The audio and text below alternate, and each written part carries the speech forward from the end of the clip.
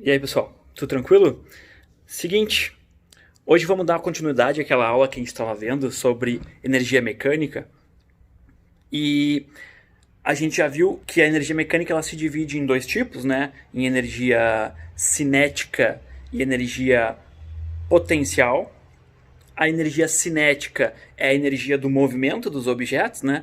Todo objeto que tem uma certa velocidade tem energia cinética.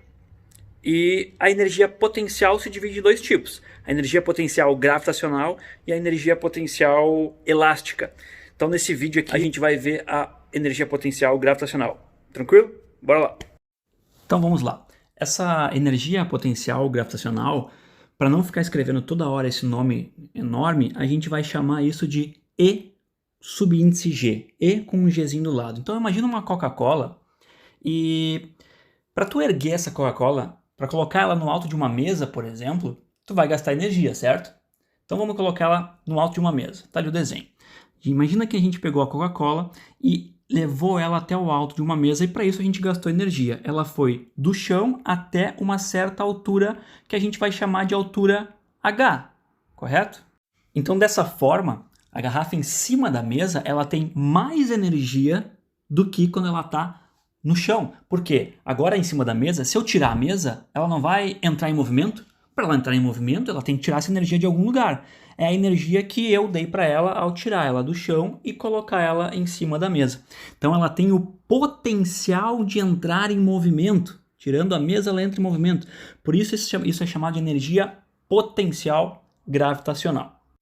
Então a gente pode dizer que a garrafa em cima da mesa ela tem uma certa energia acumulada, que é a energia potencial gravitacional devido a essa diferença de altura. Tranquilo?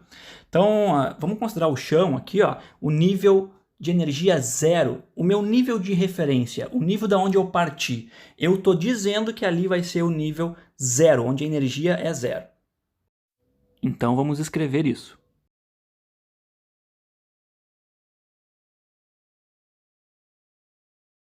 A energia gravitacional é a energia associada a um objeto devido à sua altura. Está ali destacado, ó. É a energia que fica acumulada num objeto conforme tu aumenta a altura dele em relação a um nível de referência, ou seja, em relação ao chão. Aqui no nosso caso a gente usou o chão. Então agora fica fácil a gente montar uma fórmula para a energia gravitacional. Vamos ver se vocês não concordam comigo. Pensa assim, se eu tiver uma garrafa de Coca-Cola de 2 litros ou uma de 3 litros, qual é mais difícil erguer? Qual eu vou ter que gastar mais energia para levantar e colocar em cima da mesa? A de 3 litros, né? A de 3 litros ela tem mais massa. Então, quanto maior for a massa de um objeto, maior vai ter que ser a energia que eu vou ter que fazer para levantar ele. E, portanto, quanto maior a massa de um objeto, maior vai ser a energia potencial gravitacional que ele vai ter numa determinada altura. Então, a energia potencial gravitacional depende da massa. Outro fator que depende é da gravidade. Vocês não concordam comigo que se a gente estivesse na Lua, seria muito mais fácil levantar essa Coca-Cola? Não me pergunto o que a gente ia estar fazendo com uma Coca-Cola na Lua. Mas se a gente estivesse lá, como lá a gravidade é menor que a da Terra, a gente precisaria gastar menos energia para levantar essa garrafa de Coca-Cola e colocar em cima de uma mesa. Então, temos aqui na nossa fórmula a gravidade. Energia potencial gravitacional depende da massa da gravidade e o último fator que ela depende é da altura, obviamente, né? Quanto maior for a altura que eu levanto esse objeto, maior vai ser a energia potencial gravitacional dele. Então tá aí. MGH, energia potencial gravitacional, é a massa multiplicado pela gravidade multiplicado pela altura. Então vamos escrever aqui o que significa cada um desses termos e quais as unidades de medida de cada um deles.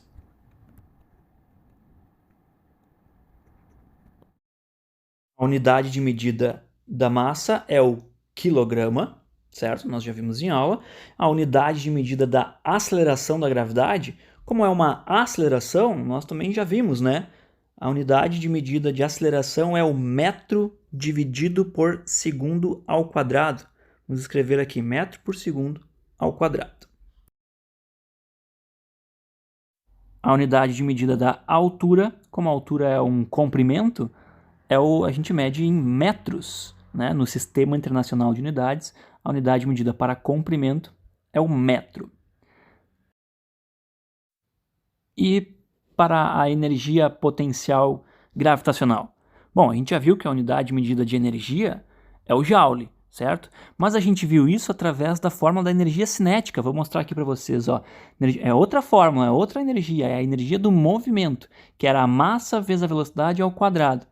A massa é o quilograma, a velocidade é metro por segundo. Ao quadrado fica metro ao quadrado por segundo ao quadrado. Mas se é energia, a unidade tem que ser a mesma, certo? Vamos ver se é realmente a mesma. Se a gente voltar para a fórmula da energia potencial gravitacional, que é diferente da energia cinética, a fórmula da energia potencial gravitacional é a massa vezes a gravidade multiplicado pela altura. Completamente diferente, né? Mas como é a energia, tem que ser a mesma coisa. Vamos ver. Ó, a massa é quilograma. Vamos escrever aqui, quilograma. A gravidade, a aceleração, é metro por segundo ao quadrado. Tá aqui. E a altura, a gente acabou de ver que é metro. Olha só, quilograma vezes metro por segundo ao quadrado multiplicado por metro de novo. Então, metro vezes metro, a gente pode apagar aqui e escrever quilograma vezes metro ao quadrado. Metro vezes metro é metro ao quadrado. Quilograma vezes metro ao quadrado dividido por segundo ao quadrado. Exatamente a mesma unidade de medida de energia cinética. Porque é energia, né? As duas são energias. Então tem que ter realmente a mesma unidade. Quilograma vezes metro ao quadrado por segundo ao quadrado, a gente já viu que, para não ficar escrevendo isso toda hora, a gente chama de Joule. Então a unidade de medida de energia gravitacional também é o Joule. Perfeito. Então vamos calcular num exemplo aqui a energia gravitacional. Imagina que um elefante pegou um elevador e subiu no alto de um prédio.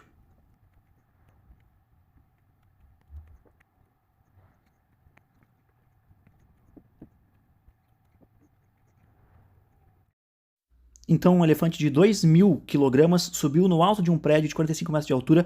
Qual a energia potencial gravitacional do elefante no alto do prédio? Vamos resolver isso em velocidade máxima agora, então. Vamos montar a caixinha e tudo. Vamos lá. Então, para resolver, a gente separa os dados do exercício numa caixinha. Nós temos que a massa do elefante é 2.000 kg. A altura do prédio, nesse caso aqui, quando a gente está falando de energia potencial, a altura, que é uma distância, a gente não usa mais ΔS, aqui a gente vai usar a letra H. A altura do prédio, 45 metros. Geralmente, esse tipo de exercício, ele vai dar como dado adicional a aceleração da gravidade, 9,8 metros por segundo ao quadrado, que é a aceleração com que as coisas caem. Então vamos colocar na nossa caixinha também. Gravidade, 9,8 metros por segundo ao quadrado. E o que ele quer saber? Ele quer saber quanto vale a energia potencial gravitacional. Tá feita a nossa caixinha. Então é só substituir isso dentro da fórmula da energia gravitacional. A massa é 2.000 kg, que multiplica. A gravidade é 9,8 metros por segundo ao quadrado. E a altura é 45 metros. Fazendo a continha, a gente encontra que a energia gravitacional associada a esse elefante é 882 mil joules. Bem fácil calcular a energia gravitacional associada a esse elefante. Daí tu te pergunta assim, pra que diacho eu vou querer saber qual é a energia cinética de um elefante em cima de um prédio? Pra que serve isso? E a verdade é, não serve pra muita coisa mesmo. Se tu não souber a questão fundamental de todas, que é o título das nossas aulas e que a gente ainda não falou, que é o princípio da conservação da energia mecânica. Agora que a gente já sabe o que é a energia cinética, o que é a energia potencial gravitacional, tem outras, tem energia potencial elástica, mas isso a gente vai falar depois. Mas agora que a gente já sabe essas duas energias, energia cinética e energia potencial, a gente pode tentar compreender melhor o princípio da conservação da energia e o que isso diz sobre o nosso universo. Pensa assim comigo. É como se quando surgiu o universo, quando surgiu todas as coisas lá no Big Bang, tenha sido criada uma certa quantidade de energia. E todo mundo já ouviu falar nessa frase que diz assim, ó, nada se cria, nada se perde, tudo se transforma. Já ouviram falar disso? Então, isso tem tudo a ver com o princípio da conservação de energia. Quando foi criado o universo, foi criado uma certa quantidade de energia e a gente não pode criar mais energia, não tem como a gente tirar mais energia disponível no universo, fazer ela surgir do nada, não tem como a gente destruir a energia. A gente só consegue transformar de um tipo de energia em outro tipo. Só isso que a gente consegue fazer. Por exemplo, quando tu vai tomar banho no chuveiro, tu tá transformando a energia elétrica em energia térmica para aquecer a água do teu chuveiro. E a gente pode ir mais para trás ainda, quando tu tá tomando banho no teu chuveiro quentinho lá, tu tá transformando a energia potencial, o que aconteceu foi, tu transformou a energia potencial gravitacional de um rio, por exemplo, onde a água estava num lugar mais elevado, aí ela caiu, e enquanto ela cai, ela transforma essa energia potencial gravitacional em energia cinética, que é a energia do movimento. Aí a água cai num gerador lá embaixo, que são das usinas hidrelétricas. Então o movimento da água ele transfere essa energia cinética em energia cinética do gerador, das pás do gerador, que vão gerar energia elétrica, que vai vir até a tua casa, e essa energia elétrica no teu chuveiro, tu transforma ela em energia térmica. Então, tu transformou potencial gravitacional em cinética, em elétrica, em energia térmica. A única coisa que a gente consegue fazer é transformar de um tipo de energia em um outro. E existem outros princípios de conservação, movimento, por exemplo. Tu acha que tu consegue gerar movimento a partir do nada? Não tem como. Quando surgiu o universo, surgiu uma certa quantidade de movimento, e que se tu gerar um movimento para um lado, automaticamente tu vai estar gerando um movimento para o outro lado. Isso é o chamado princípio da conservação da quantidade de movimento, que a gente vai ver mais para frente. Mas o princípio da conservação da quantidade de energia diz exatamente isso. Tu não consegue criar nem destruir a energia. Tu só consegue transformar ela de um tipo em outro tipo. Então, por exemplo, aplicando isso ao elefante que subiu no prédio lá, a gente calculou qual é a energia potencial gravitacional lá dele em cima do prédio. Se por um acaso ele pular do prédio, não pergunto por que ele vai fazer isso, mas se por um acaso o elefante pula do prédio, agora que eu sei que eu consigo calcular qual é a energia potencial gravitacional que ele tem lá em cima, e eu sei que quando ele pula, o que ele vai fazer na verdade é transformar essa energia que estava acumulada nele lá, que é a energia potencial gravitacional, ele vai transformar isso em energia do movimento na queda, eu consigo saber que, se eu sei o valor da energia potencial gravitacional, eu sei qual vai ser o valor da energia cinética que ele vai ter quando ele chegar no chão lá embaixo, porque eu sei que uma energia foi transformada na outra. E aí eu consigo com isso, por meio de fórmulas simples, aplicando matematicamente esse princípio, calcular qual vai ser a velocidade que o elefante vai ter quando chegar no chão lá embaixo. Então o que eu quero que vocês saibam agora é exatamente isso. O princípio da conservação da energia diz que num sistema conservativo, onde eu não tenho forças que vão roubar a energia do meu sistema, a energia sempre se mantém a mesma. Ela sempre vai se conservar. Vamos ver outro exemplo. Se eu pegar um pêndulo, sabe um pêndulo? Tu pendura lá um objeto num fio, um objeto pesado na ponta, e tá um fio lá e tu faz ele oscilar num pêndulo. Se eu levantar ele até uma certa altura, eu estou dando uma energia potencial gravitacional, porque ele estava numa posição mais baixa e eu ergui ele até uma posição mais elevada, uma altura. Se eu tenho altura, eu tenho energia potencial gravitacional. Soltei. Quando eu soltei, ele vai começar a transformar essa energia potencial gravitacional em energia do movimento, em energia cinética, porque ele vai descer. Então, ele vai descer e vai pegar a velocidade. Quando ele chegar aqui embaixo, ele não vai ter mais energia potencial gravitacional, porque ele transformou tudo isso em energia cinética, que é a energia do movimento. E aí ele vai começar a subir. Quando ele estiver subindo, vocês sabem que ele vai subindo e vai parando novamente. Por quê? Porque ele foi transformando a energia do movimento de novo de volta em energia potencial da altura. Chegou lá em cima, ele para e repete tudo isso de novo. Então, o princípio da conservação de energia diz que se a energia se conserva, eu não consigo destruir nem criar mais ela, esse pêndulo vai se manter oscilando para sempre. E é isso que vai acontecer?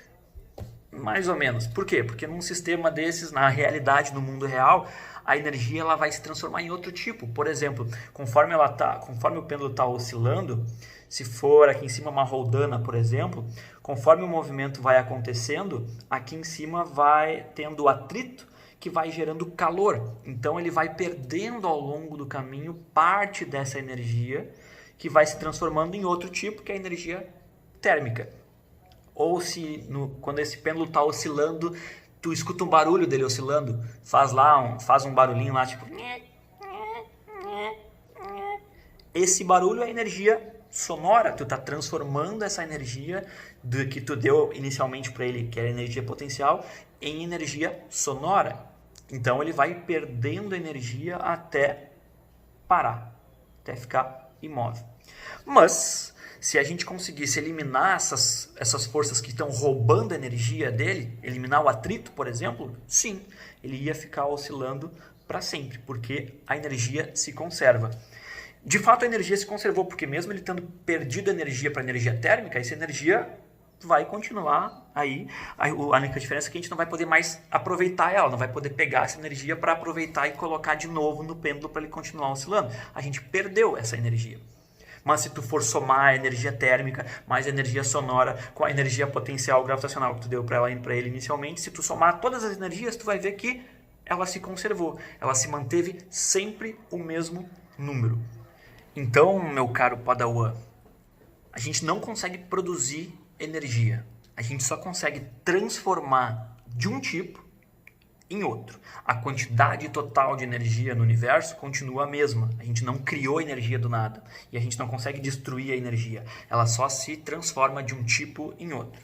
Beleza? Maravilha. E esse é o princípio da conservação de energia. Ela se mantém sempre a mesma num sistema isolado lá. E eu posso considerar esse sistema isolado, por exemplo, também uma montanha-russa.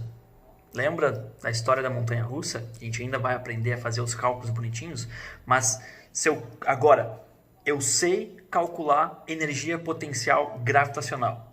Eu sei calcular a energia cinética, que é a energia do movimento. Eu consigo projetar uma montanha-russa.